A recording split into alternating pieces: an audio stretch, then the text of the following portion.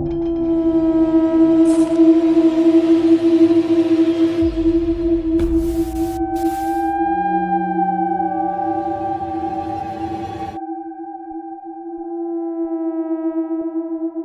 nombre es Michelle, y lo que estoy a punto de contarles suena imposible. Llevo 10 años trabajando como guardabosques, y antes de eso pasé 8 años en la marina. He visto combate, he lidiado con fauna salvaje peligrosa, y he rescatado personas de situaciones que quitarían el sueño a cualquiera durante semanas. Nada me preparó para lo que ocurrió el pasado octubre en los bosques profundos del norte de Montana, cuando me encontré frente a frente con el Bigfoot. No soy del tipo que cree en monstruos ni en cuentos de hadas. Mi trabajo se basa en hechos, evidencias y mantener a las personas seguras en la naturaleza. Cuando los excursionistas me traen historias sobre sonidos extraños o huellas misteriosas, generalmente las atribuyo a osos, alces, o simplemente a imaginaciones demasiado activas. Todo eso cambió el 12 de octubre cuando me encontré con algo que la ciencia dice que no existe: un Sasquatch vivo. Todo comenzó 3 semanas antes de mi encuentro con el Bigfoot. Estaba haciendo mi patrulla habitual por los senderos del interior del parque, revisando señales dañadas y limpiando ramas caídas. El área que cubro abarca unas 40 millas cuadradas de bosque denso, crestas escarpadas y valles ocultos que la mayoría de los visitantes nunca ven. Es un terreno difícil, pero conozco cada sendero, cada arroyo y cada camino de animales como la palma de mi mano. El 19 de septiembre, encontré el primer conjunto de huellas cerca del arroyo Blackwater, a unas 12 millas del campamento más cercano. A primera vista, parecían huellas de oso, pero algo no cuadraba. Eran demasiado largas, demasiado estrechas, y mostraban lo que parecían ser 5 impresiones de dedos claramente diferenciadas. Las medí con mi cinta métrica, 45 centímetros de largo, 18 centímetros de ancho en la parte delantera. Con una clara impresión del talón, la longitud de la zancada era enorme, casi 2 metros entre pasos. Llevo años rastreando osos negros y grizzlies. Nunca había visto nada parecido. La profundidad de la huella sugería algo increíblemente pesado, probablemente más de 360 kilogramos. Lo que me puso la piel de gallina fue lo deliberado que parecía el recorrido de las huellas. No vagaban como las de un animal siguiendo rastros de olor o buscando comida. Se movían con propósito, siguiendo una ruta que proporcionaría cobertura máxima mientras permitía un movimiento rápido a través del terreno. Eso no es comportamiento animal. Eso es pensamiento táctico. Tomé fotos e hice anotaciones, pensando que quizás era un oso deforme o algún tipo de formación de huellas anormal. Se lo informé a mi supervisor, pero simplemente lo descartó. Los animales salvajes hacen cosas extrañas a veces, dijo. Quizás un oso con una pata lesionada que caminaba de forma diferente a lo habitual.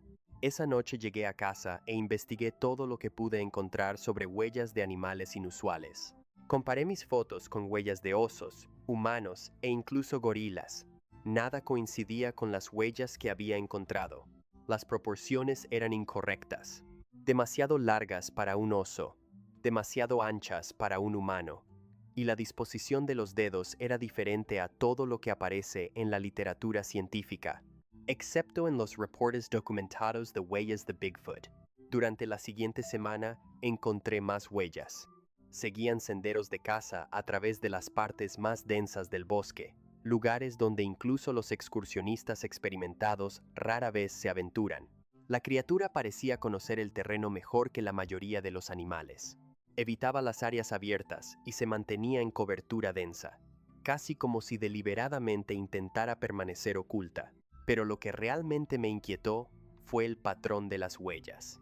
Aparecían en grupos alrededor de fuentes de agua, senderos de caza y áreas donde los excursionistas acampaban habitualmente. Era casi como si la criatura estuviera realizando una vigilancia, aprendiendo los patrones de movimiento y comportamiento humano. Encontré huellas cerca de 3 campamentos de montaña diferentes que habían sido ocupados por visitantes en las semanas anteriores. Las huellas siempre se acercaban desde sotavento, se mantenían en cobertura densa y nunca se acercaban más de unos 180 metros a las áreas de actividad humana. Ese tipo de observación sistemática sugería una inteligencia muy superior a la de cualquier animal conocido. A finales de septiembre, comencé a notar cambios en la fauna local. Durante mis patrullas matutinas, normalmente veía ciervos pastando en los prados, ardillas recogiendo nueces y pájaros siguiendo sus rutinas normales. De repente, todo era diferente. Los ciervos estaban nerviosos más allá de todo lo que había visto antes. Salían corriendo ante el menor sonido, incluso sonidos que normalmente ignoraban. Encontré varias carcasas de ciervos que parecían haber muerto de puro pánico, sin heridas, sin signos de depredación, solo animales muertos que parecían haberse agotado huyendo. Lo que empeoró las cosas fue encontrar estas carcasas en patrones. No estaban dispersas aleatoriamente, formaban líneas aproximadas que apuntaban alejándose de áreas específicas del bosque, como si los animales hubieran huido y hubieran muerto en el intento. Las áreas de las que huían siempre correspondían a lugares donde había encontrado las huellas inusuales. Los pájaros también se comportaban de manera extraña. Los cuervos y las cornejas, normalmente audaces y curiosos, se mantenían en las copas de los árboles y evitaban completamente el suelo en ciertas áreas. Pero fueron los animales más pequeños los que realmente confirmaron que algo estaba muy mal. Las ardillas listadas y otros roedores habían desaparecido prácticamente de grandes secciones del bosque donde las huellas estaban concentradas. Estas criaturas están en todas partes en la naturaleza sana. No puedes caminar 15 metros sin ver o escuchar una, pero en las áreas donde la criatura estaba activa, no había nada. Era como si todos hubieran simplemente desaparecido, y lo más inquietante era el silencio. Normalmente, el bosque está lleno de sonidos, insectos zumbando, pequeños animales moviéndose entre las hojas, pájaros llamándose unos a otros. Pero en ciertas áreas, particularmente a lo largo de la cresta donde había estado encontrando las huellas, todo estaba en completo silencio. Se sentía antinatural, como si todo el ecosistema estuviera conteniendo el aliento.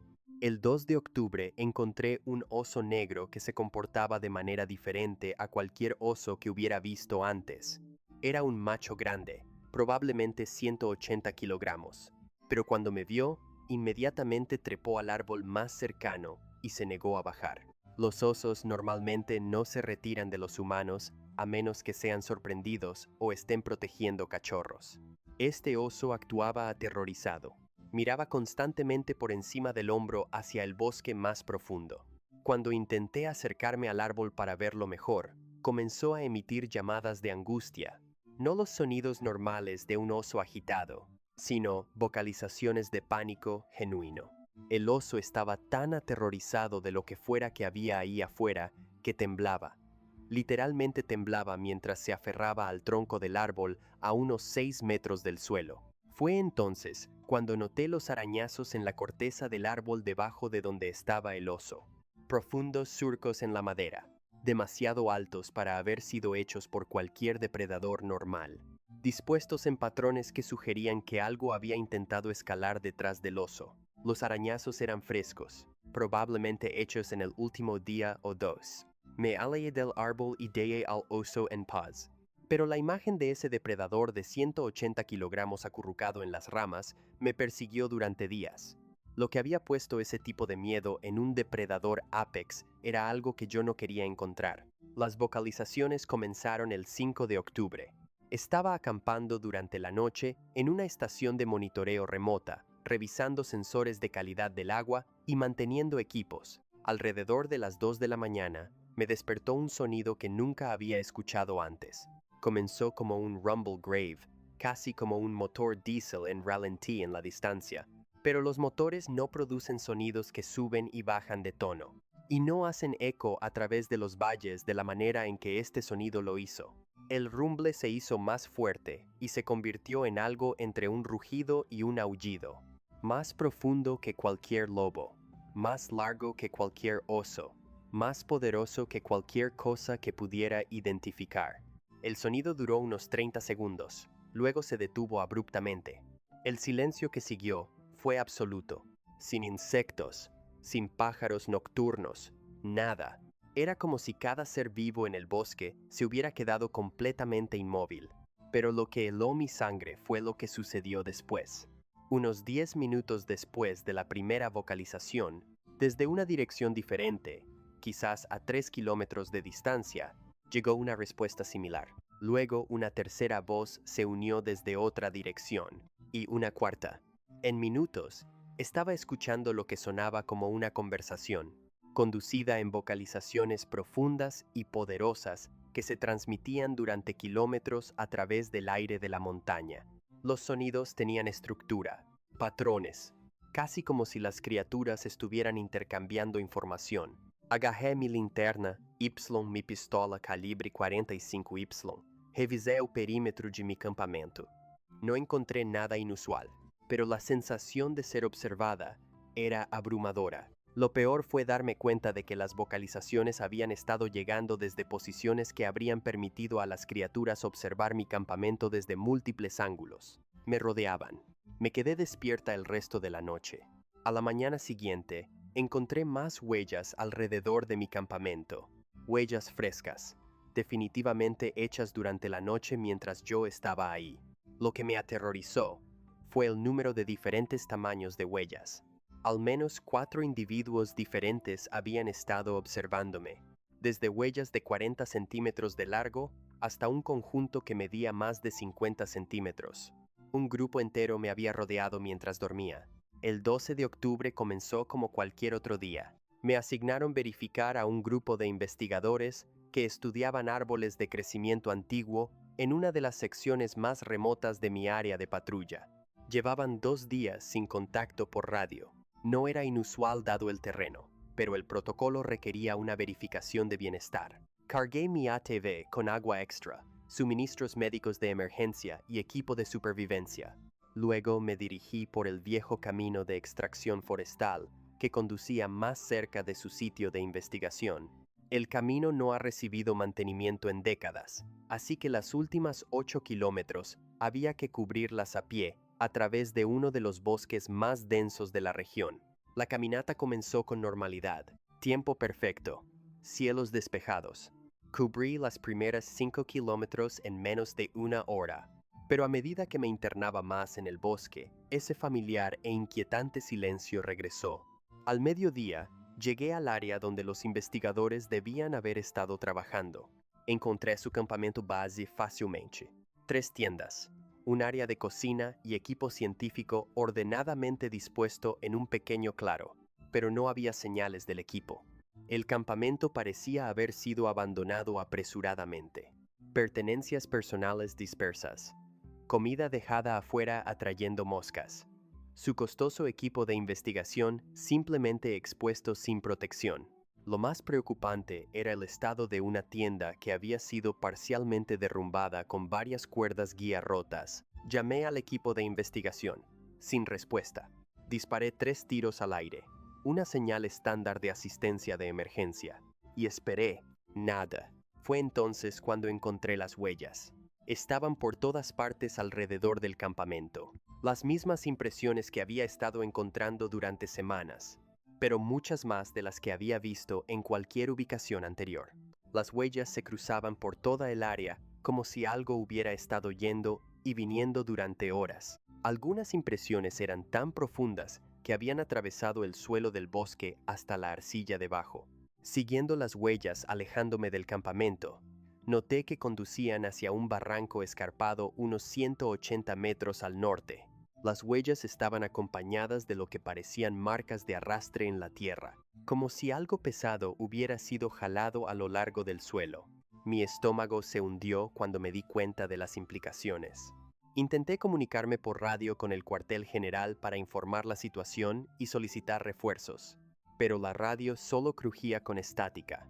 El bosque denso y el terreno escarpado dificultaban la comunicación. Siguiendo el protocolo para una emergencia potencial, debería haber marcado mi posición y regresado a pie para obtener ayuda. Pero si el equipo de investigación estaba herido y necesitaba asistencia inmediata, cada minuto podría importar. Decidí seguir las huellas una corta distancia para ver si podía localizar a los investigadores desaparecidos. El sendero conducía hacia el barranco, que estaba lleno de troncos caídos y vegetación densa. Las huellas eran más difíciles de seguir en el suelo rocoso, pero aún podía ver vegetación perturbada y huellas claras ocasionales en parches de tierra blanda.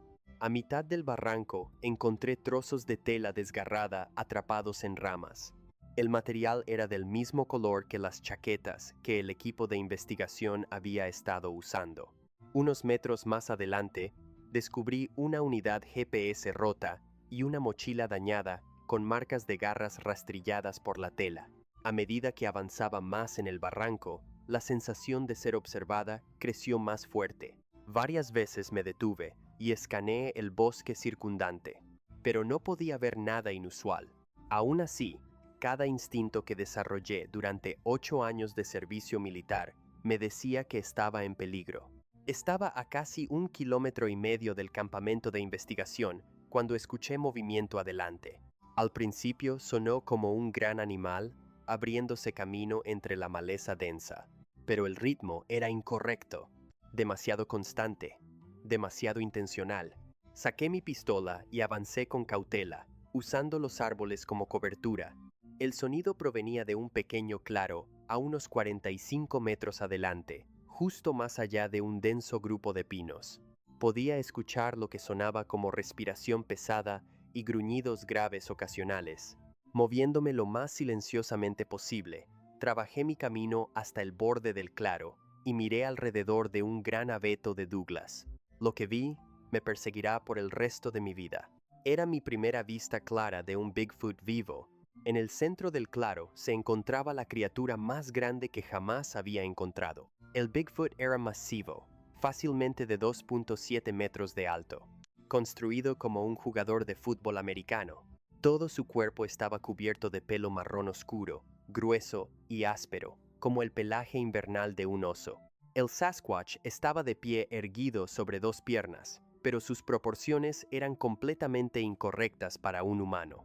Sus brazos colgaban casi hasta sus rodillas, sus hombros eran imposiblemente anchos, y su cabeza era enorme. La criatura sostenía algo en sus manos, dándole vueltas y examinándolo de cerca.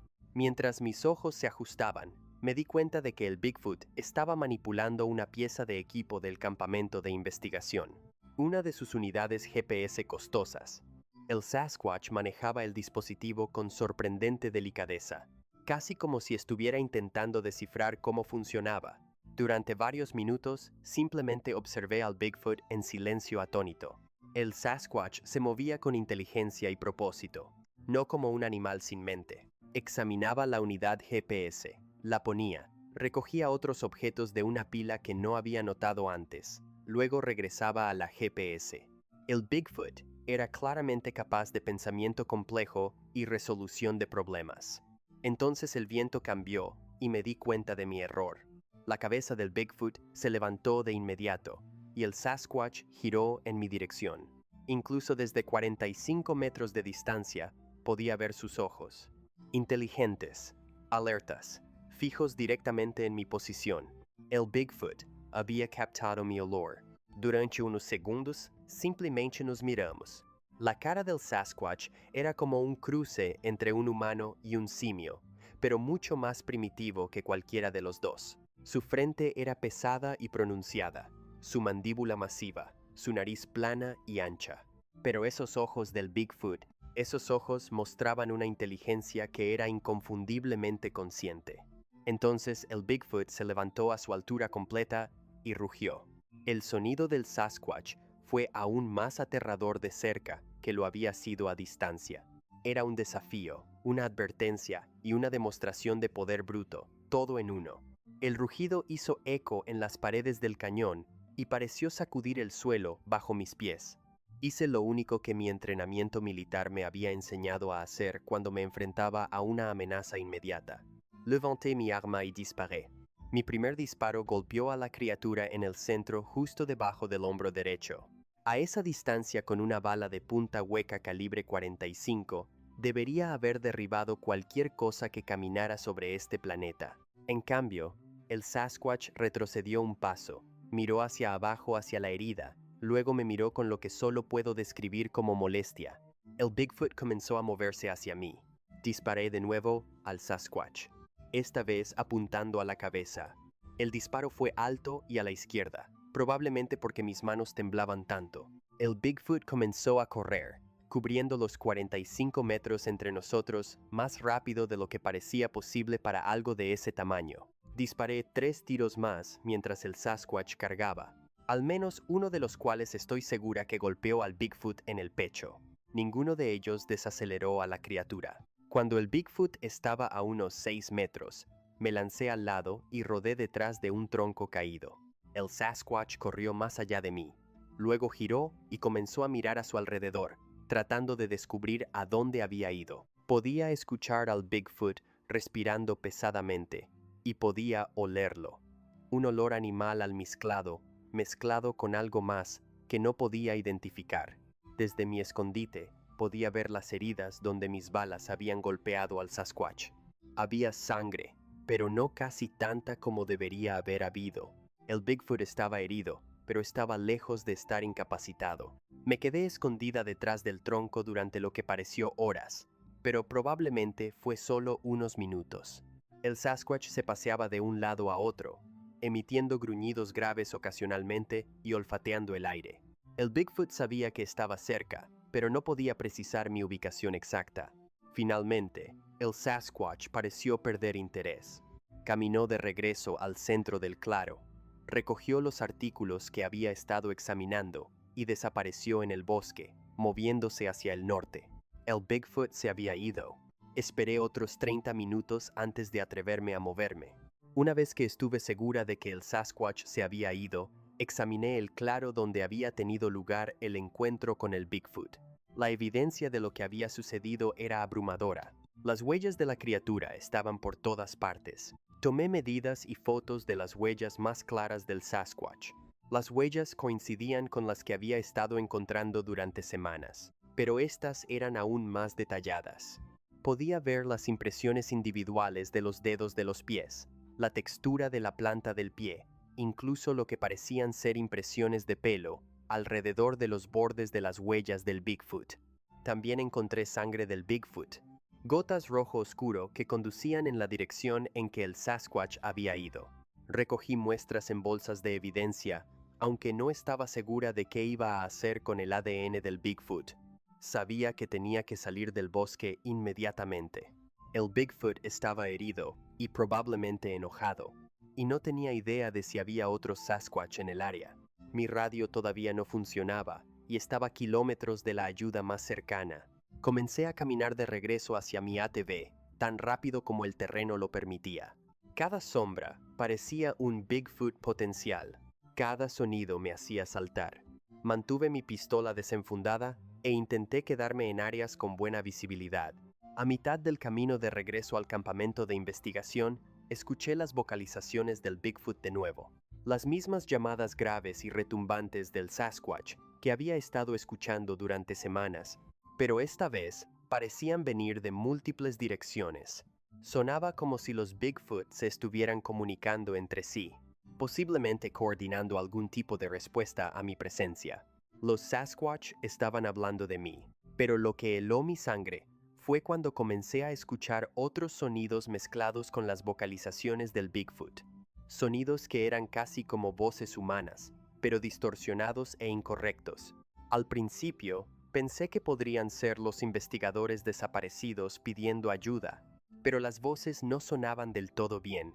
Eran demasiado profundas, demasiado resonantes, como si el Sasquatch estuviera intentando imitar el habla humana, sin entender completamente cómo funcionaba.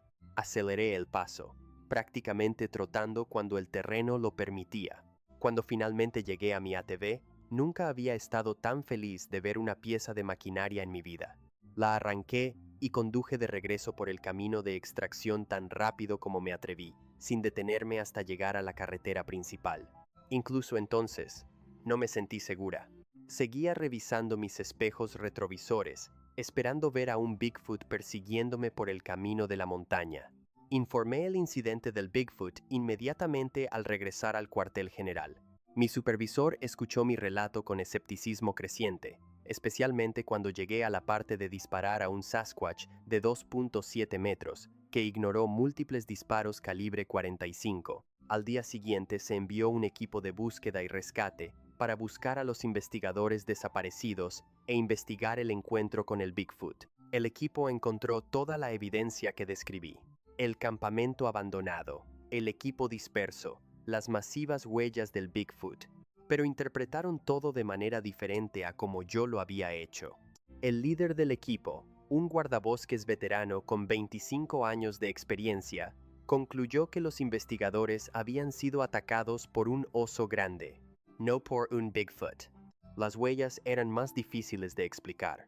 El equipo las midió y confirmó mis hallazgos anteriores: 45 centímetros de largo, 18 centímetros de ancho, con claras impresiones de dedos, pero teorizaron que las huellas del Bigfoot podrían haber sido hechas por un oso caminando erguido, o posiblemente por múltiples huellas superpuestas de osos que habían sido distorsionadas por la lluvia y el tiempo. Se negaron a reconocer que estas eran huellas de Sasquatch. Encontraron las muestras de sangre del Bigfoot que había recogido, pero cuando se enviaron al laboratorio estatal para análisis, los resultados volvieron como no concluyentes. El ADN estaba degradado y contaminado, lo que hacía imposible identificar si era de un Bigfoot u otra fuente. Lo más frustrante fue el hecho de que los impactos de mis balas en los árboles habían desaparecido de alguna manera. Cuando el equipo investigador visitó el claro, no encontraron evidencia de disparos. Los árboles que recordaba haber disparado durante el encuentro con el Sasquatch no mostraban agujeros de bala, ningún daño, nada. Era como si el encuentro con el Bigfoot nunca hubiera sucedido. El informe oficial concluyó que el equipo de investigación había sido matado por un oso grande, posiblemente un grizzly, que se había aventurado en el área desde Canadá, no por un Bigfoot. Sus cuerpos nunca fueron recuperados, y yo fui declarada libre de cualquier irregularidad, pero mi relato del encuentro con el Sasquatch fue descartado como una alucinación inducida por el estrés, por el trauma de descubrir el sitio del ataque. Mi supervisor recomendó asesoramiento y sugirió que me tomara un tiempo libre para recuperarme del incidente. El Bigfoot, insistían, no existía. Durante las semanas siguientes, comencé a sospechar que había más en la respuesta oficial a mi encuentro con el Bigfoot de lo que inicialmente había realizado. Mi informe de incidente sobre disparar al Sasquatch fue clasificado a un nivel que parecía excesivo para un simple ataque de oso. Cuando pedí revisar el archivo sobre el incidente del Bigfoot, me dijeron que estaba siendo manejado por autoridades federales de vida silvestre y ya no era accesible para el personal local. La búsqueda de los investigadores desaparecidos fue cancelada después de solo 5 días, lo que parecía prematuro dados los recursos típicamente dedicados a casos de personas desaparecidas, especialmente cuando podría estar involucrado un Bigfoot.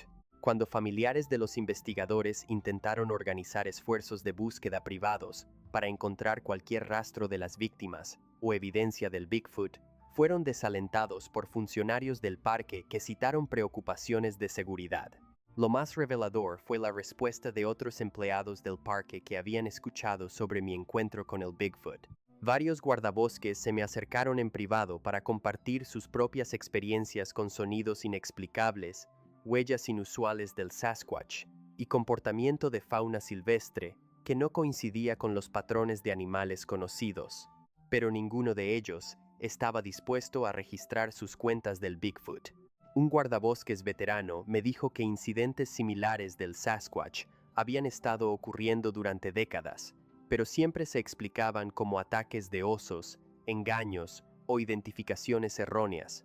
Sugirió que había una política no oficial de suprimir los informes del Bigfoot que pudieran dañar la reputación del parque o reducir los ingresos del turismo. Comencé a investigar relatos históricos de encuentros similares con el Bigfoot en la región. Lo que encontré fue perturbador.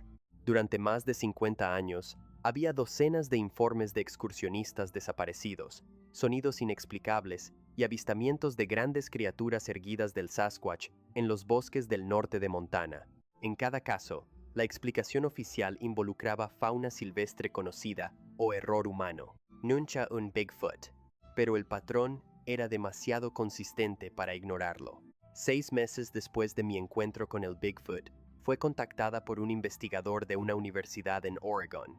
Había escuchado sobre el incidente del Sasquatch a través de canales no oficiales y quería entrevistarme para un estudio que estaba realizando sobre encuentros inexplicables con fauna silvestre, específicamente avistamientos de Bigfoot en áreas remotas. El investigador, quien pidió permanecer anónimo, me dijo que mi experiencia con el Sasquatch era parte de un patrón mucho más amplio de encuentros similares con el Bigfoot en todo el noroeste del Pacífico y las montañas rocosas del norte.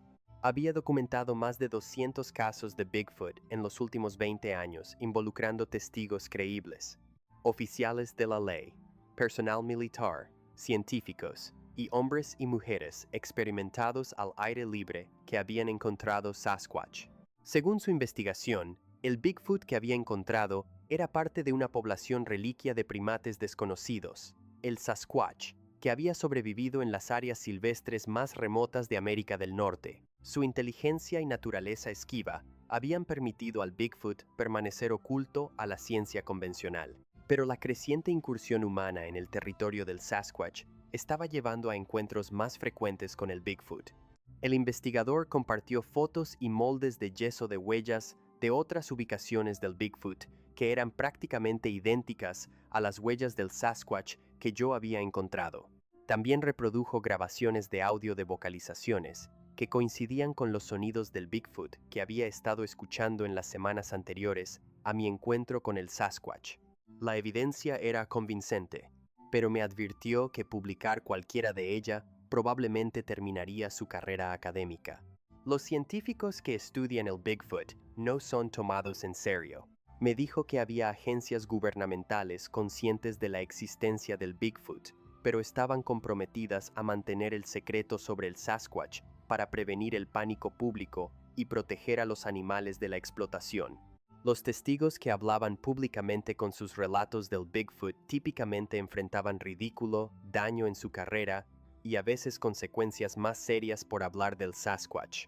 He guardado silencio sobre mi encuentro con el Bigfoot durante más de un año, pero el peso del secreto del Sasquatch se ha vuelto insoportable. Sé lo que vi en ese claro, y sé que lo que disparé no era un oso ni ningún otro animal conocido. Era un Bigfoot. Era un Sasquatch. Era algo que la ciencia dice que no existe. Pero tengo las cicatrices, tanto físicas como psicológicas, para probar que el encuentro con el Bigfoot ocurrió. Las criaturas son reales. El Bigfoot existe. El Sasquatch es inteligente. Son peligrosos cuando se sienten amenazados y viven en las áreas silvestres remotas que la mayoría de las personas nunca ve. Los Bigfoot han aprendido a evitar el contacto humano. Pero a medida que continuamos invadiendo el territorio del Sasquatch, los encuentros se están volviendo más frecuentes. No sé cuántos Bigfoot existen o exactamente qué es el Sasquatch biológicamente, pero sé que no son solo animales sin mente. La forma en que ese Bigfoot examinó el equipo de investigación, la forma en que el Sasquatch se coordinó con otros de su especie, la inteligencia en los ojos del Bigfoot cuando me miró. Estos son seres pensantes con su propia cultura y sociedad. El equipo de investigación desaparecido nunca fue encontrado, y sospecho que nunca lo será. Lo que sea que les sucedió en ese bosque después de que el Bigfoot se los llevó, su desaparición ha sido encubierta por personas que han decidido que la verdad sobre el Sasquatch es demasiado peligrosa para que el público la sepa. He presentado mi renuncia del servicio del parque. No puedo continuar trabajando en un entorno donde se espera que pretenda que mi encuentro con el Bigfoot nunca ocurrió. Comparto este relato del Bigfoot porque la gente tiene derecho a saber lo que hay ahí afuera. Si planeas hacer senderismo o acampar en áreas silvestres remotas, especialmente en el noroeste del Pacífico o las montañas rocosas del norte, necesitas saber que podrías encontrarte con un Bigfoot. Podrías quedar frente a frente con un Sasquatch. Las precauciones estándar para lidiar con fauna silvestre conocida: hacer ruido, almacenar alimentos correctamente, llevar spray de osos, pueden no ser protección adecuada contra el Bigfoot. Si encuentras huellas del Sasquatch, sonidos u otras señales que no coincidan con fauna silvestre conocida, tómalos en serio como evidencia de actividad del Bigfoot. Si los animales en un área están actuando inusualmente asustados o agresivos, podría ser por la presencia del Sasquatch. Considera irte de inmediato. Y si ves un Bigfoot, si te encuentras con un Sasquatch, no hagas lo que yo hice. No intentes confrontarlo ni probar su existencia. Solo aléjate tan rápida y silenciosamente como puedas del Bigfoot. He perdido mi carrera, mi tranquilidad y mi fe en las instituciones en las que una vez confié por mi encuentro con el Bigfoot, pero también he ganado algo: el conocimiento de que todavía hay misterios en este mundo, todavía criaturas desconocidas como el Bigfoot viviendo en las sombras de nuestra civilización. Si ese conocimiento sobre el Sasquatch vale el precio que he pagado, no estoy segura, pero sé que lo que encontré en ese bosque de Montana era un Bigfoot real. Y sé que otros se encontrarán con el Sasquatch también. Cuando lo hagan, espero que estén mejor preparados para el Bigfoot de lo que yo estaba. Y espero que tengan más suerte haciendo que la gente crea su historia del Sasquatch. La verdad sobre el Bigfoot está ahí afuera, literalmente. Y algún día, ya sea que el gobierno lo quiera o no, el mundo tendrá que enfrentarse a la realidad de que no estamos solos en este planeta, que el Bigfoot es real, que el Sasquatch existe.